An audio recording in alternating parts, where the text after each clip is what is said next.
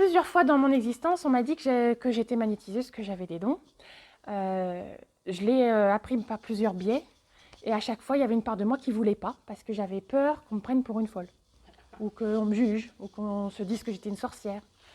Jusqu'au jour où j'ai décidé d'écouter les signes, d'écouter ce que me disaient les gens, parce que les gens, ils étaient sûrement téléguidés par quelque chose de plus grand qu'eux, parce qu'on est tous plus ou moins téléguidés à un moment donné ou à un autre. Donc à un moment donné, je me suis dit, Blandine, sois pas plus bête qu'une autre, vas-y, écoute. Et donc je me suis lancée. J'ai commencé par faire du magnétisme, et puis je suis rentrée en école de sophrologue, et pendant que j'ai fait la formation de sophrologie, ça nous permet de nous connecter tellement à notre fort intérieur que là, tous mes dons se sont réveillés avec une très grande puissance pendant que j'étais à l'école de sophrologie.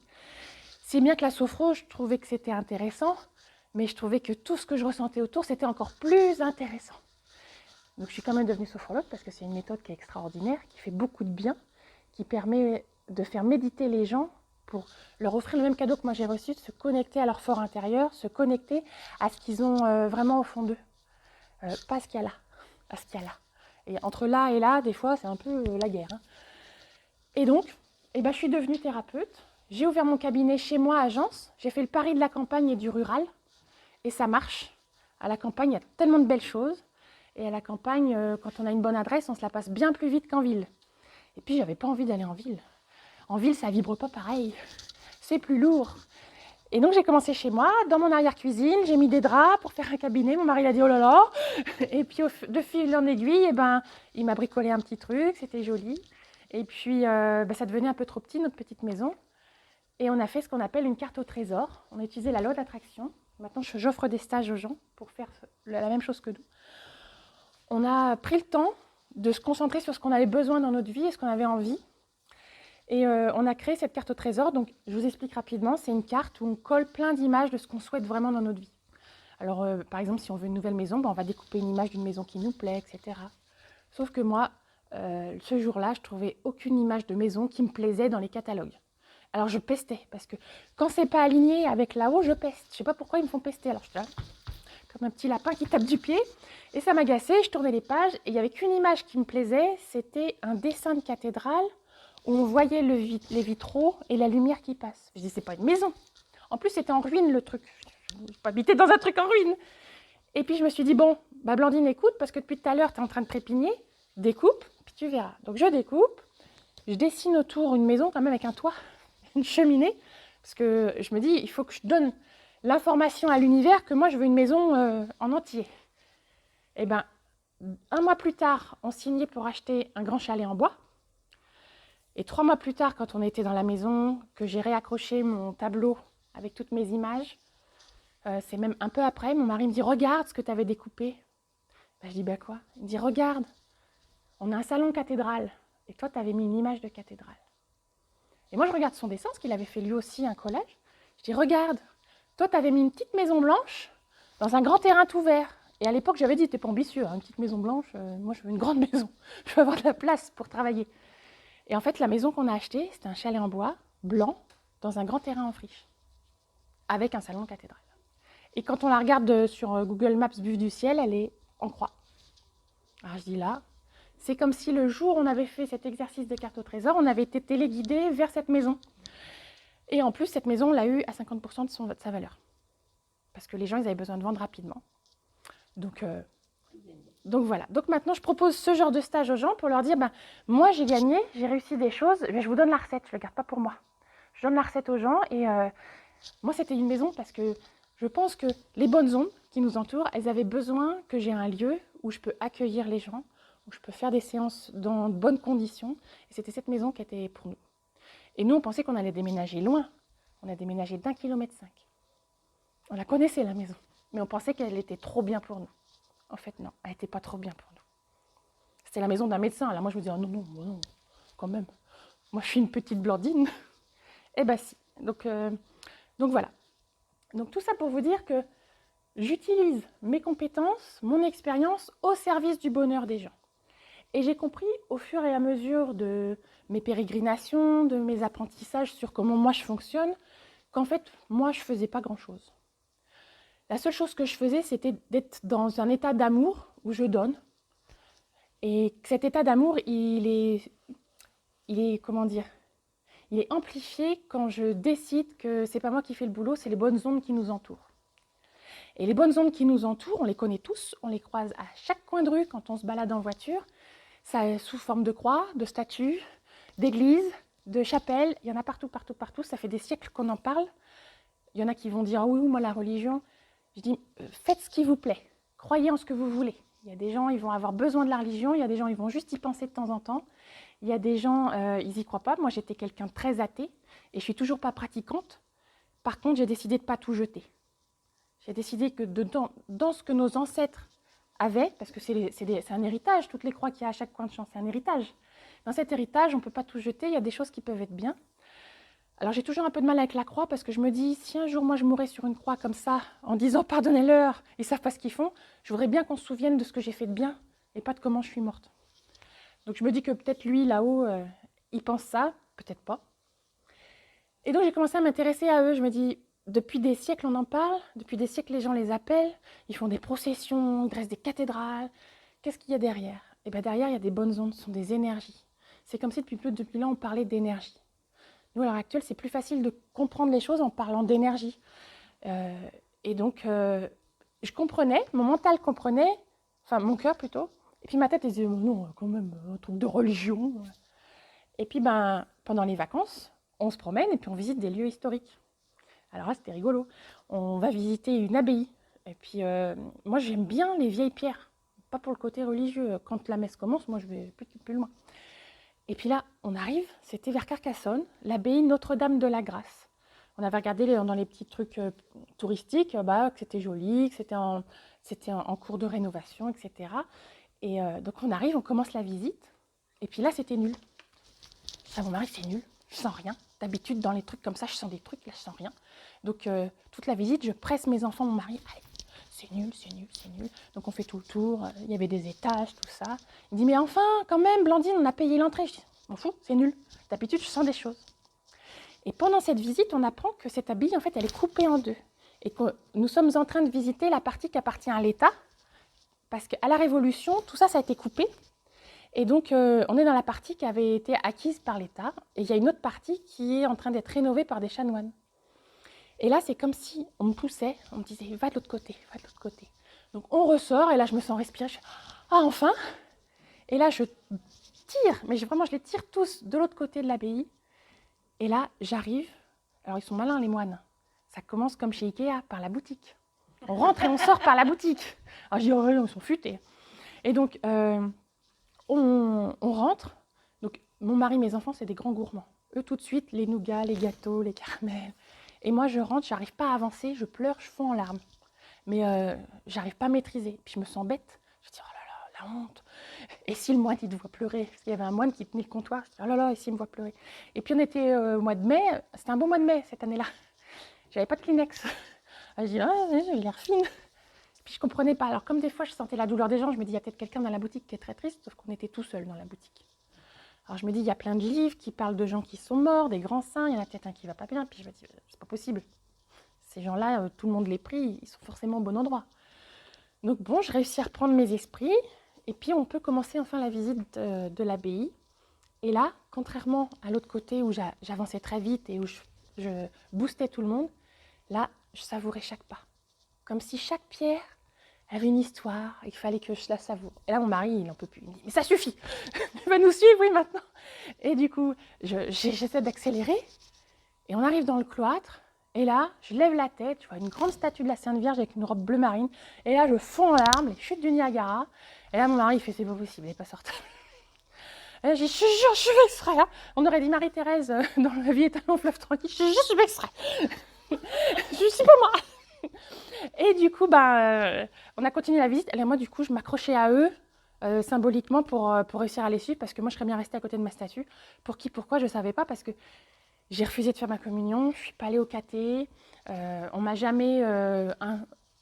on m'a jamais... j'avais pas une grand-mère qui me parlait de la Sainte Vierge tous les 4 matins, quoi. J'avais une famille qui était plutôt distanciée de tout ça.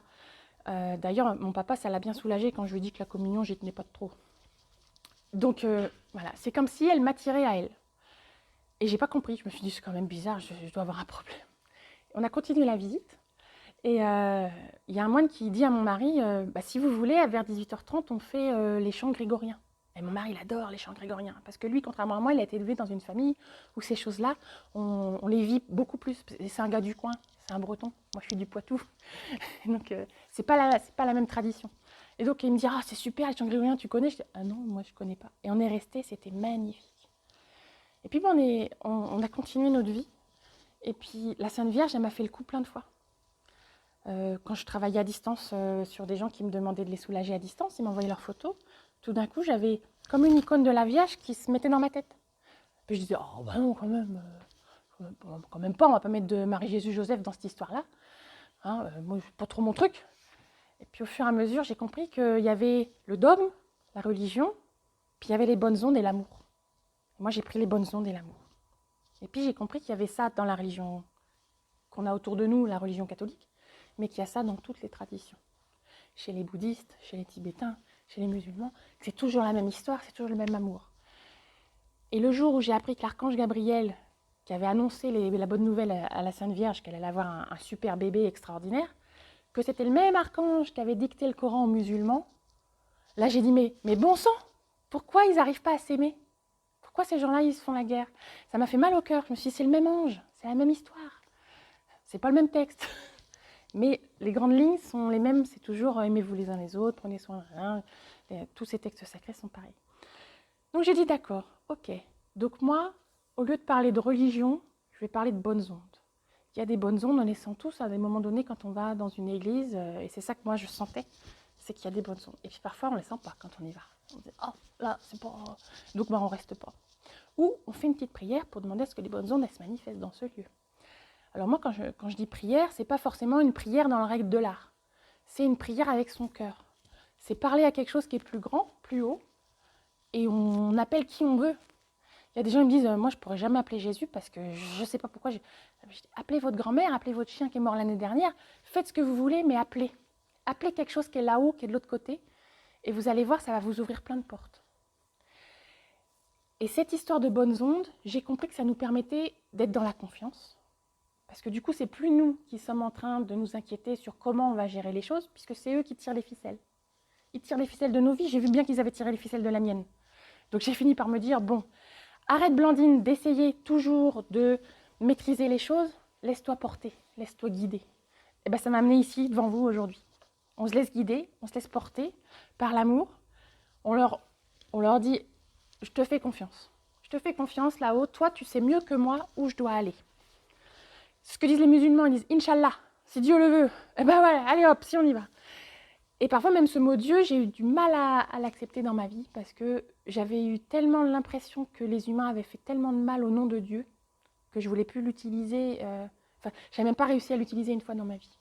Maintenant, quand je me dis que si j'entends, c'est ce que dit eux à l'intérieur de moi, Dieu, c'est en fait le Dieu, il est à l'intérieur de chacun. Et là, je dis ah d'accord.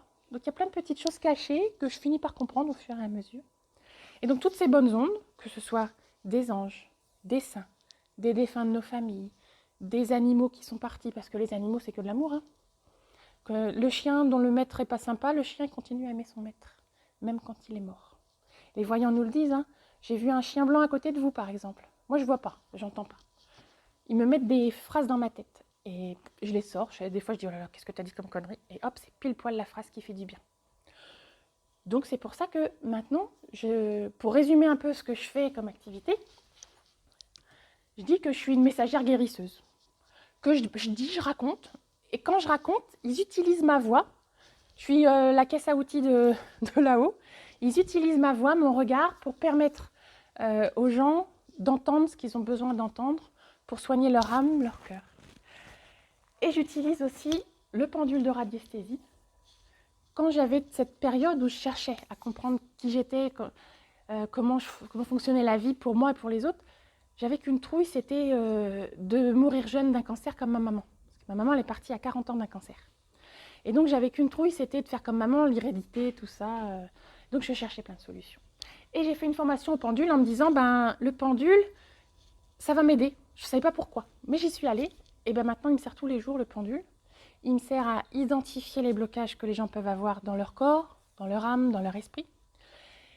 Il me permet de mesurer, par exemple, quelqu'un qui va avoir des douleurs, mesurer le pourcentage de douleur avant la séance, après la séance, pour qu'on voit l'efficacité des bonnes ondes. Moi, je les fais passer, mais comme je ne les vois pas et que je ne peux pas mesurer, il y a mon côté rationnel, terre à terre, qui dit « Tata, les gars, vous avez bossé. Maintenant, je vais vérifier à quelle hauteur vous avez réussi à soulager. » Ça me permet de ne pas être complètement perché. Je suis quelqu'un quand même qui est assez rationnel, les pieds sur terre. Donc le pendule me permet de mesurer toutes ces choses-là, même mesurer des relations. C'est-à-dire des gens qui me disent moi avec ma belle-mère je ne comprends pas, j'ai beau essayer, on n'est pas sur la même planète, à chaque fois on se prend la tête et c'est compliqué. Et là, je mesure le taux de relations toxiques entre les deux personnes. Parfois le taux est énorme. Et là, on appelle, on demande. Je dis aux gens, appelez ce en quoi vous croyez, ce en quoi vous avez confiance. Et il y en a qui me disent, moi j'ai confiance en la tante Irène, là, qui est partie quand j'étais petite. Je ne sais pas pourquoi, appelle tante Irène. Et on le fait, moi je fais, j'appelle les bonnes ondes en quelles je fais confiance. La personne fait pareil. Et après, je remesure au pendule et on voit que le taux de relations toxiques a complètement baissé. Et je dis aux gens, donnez-moi des nouvelles. Et très souvent, les gens me rappellent en me disant, on a été manger chez belle-maman. Ça s'est bien passé. Je ne me suis pas sentie attaquée parce que des fois, elle m'envoyait des pics.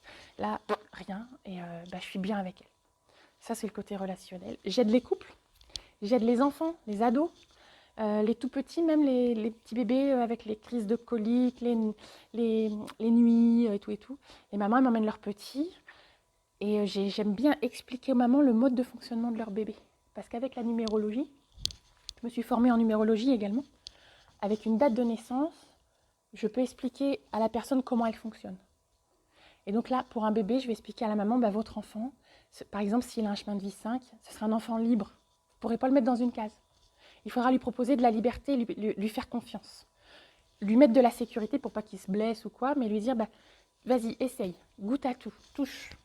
Et si c'est un enfant avec un chemin de vie 4, je vais dire aux parents, c'est un enfant, il risquera d'avoir des peurs, donc il faudra lui dire qu'il est capable, qu'il va y arriver, lui donner confiance en lui. Et puis, voilà. Et donc, il y a des mamans, chez les tout petits, moins, mais quand ils ont 2-3 ans, elles mettent en place ce que je leur ai proposé. Et elles me disent, mais c'est extra. Depuis que j'ai compris comment il fonctionnait mon fils, j'ai proposé des choses qui vont avec, et du coup, il fait moins de colère, il est plus autonome, il demande moins maman, il fait sa vie. Donc, tous ces outils, j'utilise, que ce soit la sophrologie pour aider les gens à se connecter à leur cœur, que ce soit le magnétisme pour soulager la douleur. Le magnétisme, j'ai pas besoin de mettre mes mains sur les gens, c'est la voix. Très rarement, j'ai besoin de mettre les mains, mais c'est dans 5% des cas. Souvent, les gens me disent, j'ai mal à l'épaule, on discute, moi je visualise que là, les tissus sont remis, et puis tout d'un coup, ils font, ah mais ça va mieux. Bon. Ou il y a une dame, on a fait une séance, elle avait beaucoup besoin de parler, elle avait un problème au genou, mais elle ne m'en a pas beaucoup parlé. Elle est revenue un mois après, donc j'ouvre la porte, elle me dit regardez, regardez, et elle fait ça. T'as vu? Je ne pouvais pas faire ça avant. Et là, j'ai fait génial. Et c'est pas moi. Elle me dit merci, merci, merci. Je dis oui, c'est grâce à moi, mais pas complètement. Je dis pense à eux et remercie-les, comme tu peux, du mieux que tu peux. Tu peux mettre une petite bougie, tu peux juste faire une petite pensée, dire franchement les gars, merci. Moi, par exemple, c'est l'archange Michael, Saint-Michel. Moi, je l'appelle Michael Cull. Je dis, hey Michael Cull, allez, t'es avec moi, avec tes grandes ailes, ton épée, et puis on est invincible, et on n'est que amour. Et ça, je l'enseigne aux gens. Je l'enseigne aux gens qui ont des métiers où ils sont en lien avec les autres, où ils sont souvent fatigués, comme les esthéticiennes, les coiffeuses, les gens qui font des massages. Ils me disent, ah, mais moi, entre chaque client, je suis fatiguée. À chaque fois que je fais une coupe de cheveux, c'est comme si j'avais pris toute la misère de la dame avec moi. Puis souvent, les coiffeuses, elles font psychologue. Hein. Et du coup, j'ai dit, il ne faut pas que tu ailles au front toute seule. Personne ne va au front tout seul. T'as déjà vu un soldat partir à la guerre tout seul, là, comme un kéké? Non, il y a les copains avec lui. Et nous, c'est pareil. Chaque jour, on va dans des situations où on sait qu'il peut y avoir des choses compliquées, et on les appelle avec nous. On prend notre armée de copains, on met qui on veut dedans, et on y va. Moi, j'aime bien mettre l'archange Michael. Il est chouette. Et puis, je sais que quand on va remonter, une fois qu'on va décéder, donc pas tout de suite, ce sera lui qui sera là-haut, et puis il nous posera une seule question. Il nous dira, comment as-tu aimé? C'est la seule question qui vaille. Et donc chaque jour, elle me guide cette question. Et j'espère que quand je vais monter, j'arriverai à dire j'ai fait de mon mieux. J'ai donné ce que je pouvais et j'ai essayé de vivre dans l'amour. Et puis il y a des gens, ils arrivent là-haut, ils disent ah ben c'était ça le jeu. Oh, j'étais pas au courant qu'il fallait être dans l'amour. Et du coup, ce qui se passe, c'est que souvent, ça leur est proposé de retourner, de revenir, on appelle ça la réincarnation, pour revenir expérimenter cette énergie d'amour d'une autre façon encore. Tout ce qui la seule motivation qui motive les âmes à venir et à repartir, c'est l'amour. Sous toutes les coutures. Des fois, il y a des âmes, elles viennent pour expérimenter le non-amour, le manque d'amour, ou le trop d'amour qui étouffe. On vient, c'est comme une pièce de théâtre. Donc moi, quand j'ai compris ça, ça m'a drôlement guéri avec l'histoire de la mort. J'avais moins peur. J'ai dit, de toute façon, j'aurai une deuxième chance, ou une troisième. Je suis peut-être rendue à ma 5e ou 6e déjà. Et puis de me dire que ceux qui sont partis, que j'aimais, ils ne sont pas loin. Peut-être ils sont repartis s'incarner, mais il y a quelque chose, c'est toujours de l'amour. Donc, puis avec mon pendule, j'ai pu savoir si les gens que j'ai perdus, ils sont réincarnés ou ils sont avec moi. Et la plupart, quand il y a de l'amour encore, ils ne se réincarnent pas. Ils prennent une place de guide de famille. Dans 80% des cas. Donc ils sont là. Donc il y a mamie Gisèle, il y a mamie Yvonne, il y a toute la clique. Et ils nous guident. Même si je ne les vois pas, je ne les entends pas, mais je sens. Je sens qu'il y a une présence, je sens que oh je ne suis pas toute seule, c'est bon, je peux partir à la guerre. Je peux partir au front, je peux aller dans un endroit où je sais qu'il y aura des gens tristes, des gens malades, des gens qui ne vont pas bien. Par exemple, si on fait une visite à l'hôpital ou si on va à une sépulture, il faut mieux être bien entouré. Et l'avantage, c'est quand on est bien entouré, on est contagieux en positif, ça rayonne, ça fait du bien. Donc, on donne des bonnes ondes autour de nous.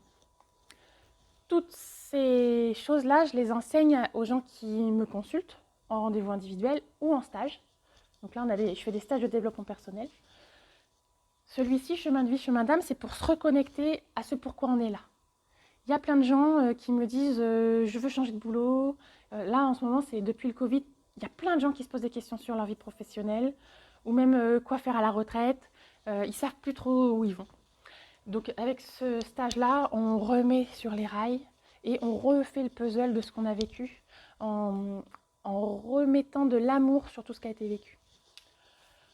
Le deuxième stage, c'est celui avec la fameuse maison en bois, là, où on colle des images et où on crée notre rêve de notre vie. Donc je vous rassure, j'avais collé des tas de trucs, tout n'est pas encore réalisé. Le chèque de 3 millions d'euros n'est pas arrivé. Mais au moins, j'ai la maison. Voilà. Parce que l'univers, quand on fait ce jeu-là, derrière, on écrit où ce qu'il y a de mieux pour moi. Et d'être millionnaire, c'est pas ce qu'il y a de mieux pour moi. Donc, il m'envoie autre chose. Par contre, je manque jamais. Et ça, c'est bien. C'est l'abondance. On manque jamais. Il y a un troisième stage qui s'appelle Tous Médium, où j'enseigne aux gens qu'on reçoit tous, à un moment donné ou à un autre, des signes, des intuitions, des flashs, des rêves. On n'est pas tous médiums à fond comme les médiums qui exposent là sur le salon que vous avez peut-être croisé, qui eux vont vous dire en telle année avec beaucoup de précision. Mais on a tous, à un moment donné, des infos. Et ces infos-là, j'aide les gens à apprendre à les écouter, à s'écouter, à écouter les signes, à se dire qu'ils ne sont pas fous, que ce n'est pas une vue de l'esprit, que c'est les bonnes ondes qui les entourent, leur guide qui essaye de tirer la ficelle pour qu'ils tournent à gauche ou tournent à droite. Je fais aussi le stage d'initiation au pendule, un outil qui, moi, dans ma vie, m'a apporté énormément pour comprendre l'invisible. Par exemple, quand il se passe un phénomène, il m'est arrivé plein de phénomènes bizarres. J'ai eu l'impression qu'on mangeait les jambes, je sens la douleur des autres, même à distance. J'ai une cousine qui a un gros chagrin à l'autre bout de la France, je suis là comme une madeleine et je ne comprends pas. Donc c'est mon pendule qui me permet de comprendre ce qui se vit. Cet outil-là, je l'enseigne pour que tous les cadeaux que moi je reçois, les autres ils puissent aussi y accéder. Et il y a un stage qui n'est pas encore complètement en place, c'est le stage Le bonheur de s'aimer soi-même. En fait, l'amour, c'est un moteur. Et plus on réussit à s'accepter comme on est, à s'aimer tel qu'on est, à se dire que comme on est, c'est parfait, plus on réussit à mieux aimer les autres, à être en meilleure relation avec eux, et plus la vie est belle. Et plus on est dans l'ici et maintenant, plus on est dans le bonheur. Et donc ce stage, il n'est pas tout à fait en place parce que ce stage, il y a des méditations qui se passent dans une piscine. Et le lieu où je fais mes stages, la piscine, elle est en cours de réparation. Donc pour le moment, ce stage, il est sur liste d'attente. Et ça va être chouette. parce que j'imagine déjà des frites sous les bras, sous les jambes, et on se laisse porter et on s'aime. Et ça, c'est extra. Il y a d'autres stages qui sont en préparation pour 2025, apprentissage de la numérologie et explication des mondes invisibles, comment ça marche. Voilà. Avant de passer à l'étape des questions, je vais vous présenter un peu ce que je propose sur mon stand, pour ceux qui ne l'ont pas encore vu.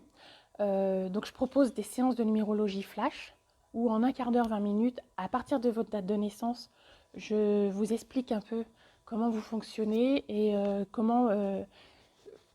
qu'est-ce qui peut vous aider grâce à la numérologie. Je propose aussi des séances au bol tibétain qui permettent de se relâcher. Et là, vous n'aurez pas besoin de venir sur le stand parce qu'on va la faire. Voilà, on va le faire, le bol tibétain, pour que tous ensemble, vous soyez apaisés, relaxés. On va faire avec un mantra tibétain. Non, un mantra bouddhiste, pardon. Et sur mon stand, j'ai aussi plein d'outils qui permettent d'activer les bonnes ondes. J'ai de la sauge, qui permet de purifier l'espace. Avec du palo santo, c'est un petit bâton en bois. Quand on fait fumer, ça purifie l'air. Et ça éloigne les mauvaises ondes, parce que s'il y a des bonnes ondes, je vous assure qu'il y a des mauvaises. Elles existent. Je les ai croisées. Il vaut mieux s'en prémunir.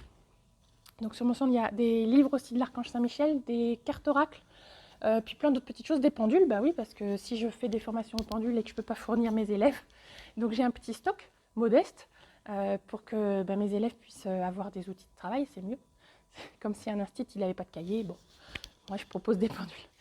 Et donc, je propose aussi des produits pour la peau qui sont à base de pierres précieuses. Dedans, il y a de l'améthyste, du cristal de roche, du diamant ou de la tourmaline. Ce sont des produits qui permettent la connexion à l'invisible grâce aux pierres, aux vertus des pierres, et qui permettent aussi de drainer le corps, de favoriser le corps. Donc là, les deux exemples que j'ai, c'est un bain alcalin qui va rétablir l'équilibre acido-basique du corps. Donc là, en fait, ça agit sur les 3 plans, corps, âme, esprit, ces produits-là. Et c'est très rare. C'est pour ça que je propose cela et pas d'autres trucs. Et donc, en bain de pied ou en bain complet, ça va faire une harmonisation du corps avec l'équilibre acido-basique de votre âme et de votre esprit. Et dedans, il y a du bicarbonate de soude, il y a plein de bonnes choses. Et la peau, elle ressort toute douce, ça fait du bien, ça soulage. Et là, il y a la même chose, mais à la place de la tourmaline, ils ont mis du diamant. Et les vertus sont encore plus puissantes et il y a une connexion plus puissante. Donc sur les emballages, on nous dit une cuillère à soupe, une cuillère à café, ça suffit tellement c'est puissant.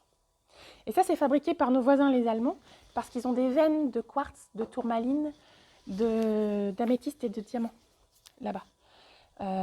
Et donc, c'est écrit en allemand, c'est imprononçable, hein, mais en français, ça veut dire les vraies valeurs de la vie.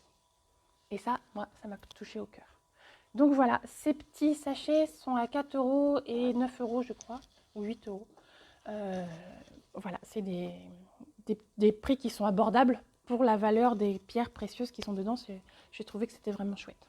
Et dans le pot, là, c'est à prendre à avaler? Non, c'est à mettre dans l'eau pour faire bain de pied, ou bain de siège, ou bain du corps complet. On peut aussi mettre avec un peu d'huile pour faire un gommage, des choses comme ça. Voilà, voilà. Bon, est-ce que vous avez des questions? Ou des constats, ou des choses à partager, pendant que je bois un petit peu. Il y a tellement de choix chez nous qu'on ne sait pas quoi choisir. Ah bah, voilà. C'est gentil. Ouais. Oui, c'est vrai. Et même des fois, moi, j'ai du mal à expliquer ce que je fais parce qu'il y a trop de trucs à dire. Je vous ai un quart d'heure. Ouais. Pour faire court, j'accueille les gens en individuel ou en couple, ou alors en groupe pendant des stages. Les stages, j'essaie de faire des tarifs à peu près corrects, de 120 € la journée de stage. Moi, ça me permet de vivre et ça permet aux gens d'avoir un tarif qui est quand même raisonnable. Voilà, il y a des stages qui sont à 300-400 € la journée. Moi, je ne veux pas jouer dans ce jeu-là. Les consultations, sinon? Les consultations, c'est 65 € l'heure par adulte, enfin pour les adultes. Les enfants, c'est 40 €. Les couples, c'est 100 €. Et après, quand les gens me disent, mais je ne sais pas trop, j'ai pas les moyens, je dis, on trouve une solution. Même des fois, on fait des échanges. Ça m'est arrivé de faire des échanges et d'aller en week-end dans le Morbihan. Elle me dit, je ne peux pas trop te payer, mais j'ai une maison de vacances. Garde tes sous. Voilà. Moi, mon objectif, il faut bien que je vive, mais mon objectif, c'est pas principalement ça. Mon objectif, c'est vraiment d'être dans l'amour et de voir que les gens, ils repartent de chez moi avec le sourire. ce qui est chouette, c'est que je vois les gens arriver, ils ont le visage un peu fatigué, gris, terne. Ils repartent, ils ont les joues roses. Et des fois, je me dis, j'aimerais bien faire une photo avant-après. Mais bon, je ne suis pas coiffeuse. Et chez les enfants, c'est encore plus flagrant. Alors parfois même, il y a des gens, ils arrivent avec leur chien, avec le Yorkshire sur le bras. Je dis, je vous emmène Kiki parce que ça ne peut pas lui faire de mal. Je dis, allez, on fait Kiki en même temps. Et j'aime bien les bêtes. Alors bon, faut pas que mon chat soit dans les parages, sinon ça peut faire... Mais sinon, il n'y a pas de souci, quoi. Donc voilà, je propose toutes ces choses-là, les stages, les rendez-vous au cabinet. Et il y a une dernière chose que j'ai pas eu le temps de vous raconter, c'est qu'un dimanche par mois, je propose une sortie qu'on appelle les journées lumière. Donc on va sur un lieu qui vibre et qui fait du bien. C'est participation libre, chacun donne ce qu'il peut. On emmène notre pique-nique. La prochaine sortie, ce sera à Pontmain en Mayenne, là où il y a eu une apparition mariale. Pour parler de Pontmain, par exemple, à Pontmain, on a la même énergie, la même puissance, la même force qu'à Lourdes, avec les mêmes guérisons. Mais c'est beaucoup moins connu. Donc, il n'y a pas la foule. On peut se garer, on peut se balader dans la basilique sans faire la queue. Donc, il y a beaucoup moins d'ex-voto. Voilà, le nombre de miracles est beaucoup moins élevé puisque c'est beaucoup moins fréquenté. À Lourdes, les médecins reconnaissent une guérison inexpliquée tous les 15 jours. Les médecins, pas les religieux.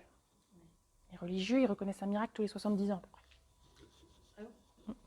Bah oui, parce que sinon ça fait trop de saints, vous vous rendez compte?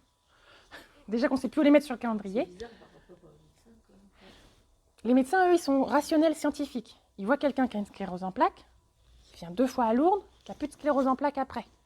Eux, ils disent, on constate que cette personne a guéri de manière inexpliquée. Ils disent pas que c'est forcément un miracle, parce qu'eux, ils n'y croient pas, c'est des scientifiques. Mais ils disent, voilà, nous, dans l'état actuel de l'avancée de la science, on ne peut pas expliquer cette guérison. Et des histoires comme ça, il y en a tous les 15 jours. Des os qui se refont, alors que c'était pas possible. Voilà, des histoires incroyables. Mais vraies. Donc les miracles, ça existe. Donc voilà, on va à Pontmain dans 15 jours. C'est à combien d'ici? Pontmain, on se donne rendez-vous à Nozay, donc Nozay, c'est à un quart d'heure d'ici, c'est à 1h20, 1h30 de Nozay. On fait le covoiturage. On se retrouve sur la de covoiturage, chacun son pique-nique. On essaie de remplir les voitures pour que ça fasse moins de frais, puis c'est plus convivial. On rencontre des gens qui sont aussi dans la même démarche de recherche spirituelle, pas religieuse, même s'il y a des gens qui sont très religieux qui viennent avec nous, mais après chacun a sa foi en fait. La foi, c'est personnel. Vous ne retournez pas au même endroit le mois suivant ou... Le mois d'après, on va à la Roche-aux-Fées, dans le 35. C'est un menhir mégalithique. C'est dans la forêt de Pimpon, ça va? Non, c'est... Oui. Près de Chanté? Voilà, ensuite, les autres sorties, on a le Mont-Saint-Michel en novembre et en septembre, parce que le Mont-Saint-Michel, il y a du monde à vouloir y aller. Là, dernièrement, on a fait Sainte-Anne-d'Auray. Ah, c'était génial. Parce que déjà, je commence par expliquer pourquoi il y a un sanctuaire ici. Qu'est-ce qui s'est passé? Donc, il y a quelqu'un, à un moment donné, qui a vécu des phénomènes parapsychiques, médiumniques, extrasensoriels, on met les mots qu'on veut, des trucs miraculeux. Là, l'histoire, c'est le monsieur, il a vu une torche, il a suivi la torche. En fait, la torche, c'était la Sainte Vierge. Enfin non, c'était Sainte-Anne plutôt. Et donc, il s'en est suivi des miracles, etc. Et donc, je me souviens, quand on a fait la sortie à Sainte-Anne, il y avait ma fille de 16 ans, il y avait des jeunes qui avaient moins de 30 ans, il y avait des personnes âgées. Et donc, ma fille qui dit, ça fout les boules quand même, hein, une torche. Mais en même temps, elle trouve ça chouette. Après, on visite le sanctuaire, chacun avec sa foi, justement. Et puis après, on est allé sur la côte du golfe du Morbihan, une petite plage, et on a fait des méditations sur la plage, on a profité de la nature, de ce qu'elle a à nous offrir. Donc c'est magnifique. Puis on avait des rayons de soleil. On avait de la chance ce jour-là. Parce que ça n'a pas été toujours le cas là en avril. Et puis voilà, il y a plein d'autres lieux. Donc sur mon stand, il y a la liste avec toutes les dates. Voilà. Donc je pense vous avoir à peu près tout raconté. Ouais, merci. Il reste un petit quart d'heure s'il y en a qui ont des questions. Faire le choix. Voilà. Sur votre maison, vous n'avez pas imaginé la construire suivant vos souhaits? Moi aussi, je m'étais fait des plans dans ma tête. Oui. Mais mon mari, il n'est pas bricolaire du tout. Oui, non, Et du coup, aussi. lui, il avait toujours dit, moi, je veux une maison, j'arrive, je pose mes valises. Ah bon? Et donc, c'est ce qui s'est passé. Il y avait juste à refaire des peintures, et puis à jardiner. Et il adore jardiner, donc un terrain en friche, ça lui faisait pas peur. Par contre, une maison, elle aurait eu l'électricité, le placo, ça lui aurait fait peur. Donc là, il jardine, il jardine. Là, hier encore, je suis rentrée du salon, il était en train de jardiner. Il était tout vert, il était content. Et du coup, nous, c'est notre maison du bonheur parce qu'on peut accueillir les gens. On a 3 chambres d'amis. Donc la famille, ils rappliquent tous. Hein. Ils font « Oh, qu'est-ce que je sens bien quand je viens en vacances chez toi ?» Je fais « Ah oui ». Il y a certains membres de ma famille, ils ne savent pas trop comment je travaille ni ce que je fais. Mais ils disent « Je sais pas ce que tu fais, mais ça fait du bien. » Et donc, tous les ans, j'ai une cousine, elle dit « Je peux revenir ?» Je dis « Oui, oui. » Elle se remplit de bonnes ondes, puis elle repart après. Et elle me dit « Je pleure à chaque fois, c'est normal. » Je dis « Oui, oui, c'est cette famille, ça. » Donc voilà. Quand on parle de miracle, en fait, c'est que la personne elle est prête aussi à... Pas forcément. C'est ça qui me fait... Il y a des gens... alors là, l'histoire de la sclérose en plaques, j'ai vu un témoignage sur Internet, une dame qui explique qu'elle a guéri, qu'elle ne voulait pas aller à Lourdes, elle était dans son fauteuil roulant avec une sclérose en plaques très très avancée. Sa famille insistait, mais enfin on t'emmène à Lourdes. Elle ne voulait pas, elle n'y croyait pas, pour elle c'était des conneries. Et on peut comprendre qu'elle ait ce point de vue-là. Elle ne voulait pas. Ils l'ont emmenée quand même. Bon, comme elle était dans un fauteuil, elle n'a pas eu trop le choix. Elle a ressenti une légère amélioration la première année. Du coup, la deuxième année, elle a dit moi, je veux bien retourner cette année. Alors, ils se sont dit chouette. Elle avait une espérance de vie très, très courte. Hein. Et la deuxième année, donc elle est allée faire la piscine, etc. Le lendemain matin, elle a posé le pied au sol et elle s'est rendue compte qu'elle pouvait bouger, aller dans son fauteuil toute seule. Et instinctivement, elle s'est mise dans son fauteuil. Elle s'est dit mais en fait, si je peux me mettre moi-même dans mon fauteuil, c'est que je peux aller aux toilettes. C'est... Et là, elle était tellement surprise qu'elle n'a rien dit. Elle a fait comme si elle était encore invalide. Et puis au bout de quelques heures, elle a fini par dire aux autres faut que je vous raconte.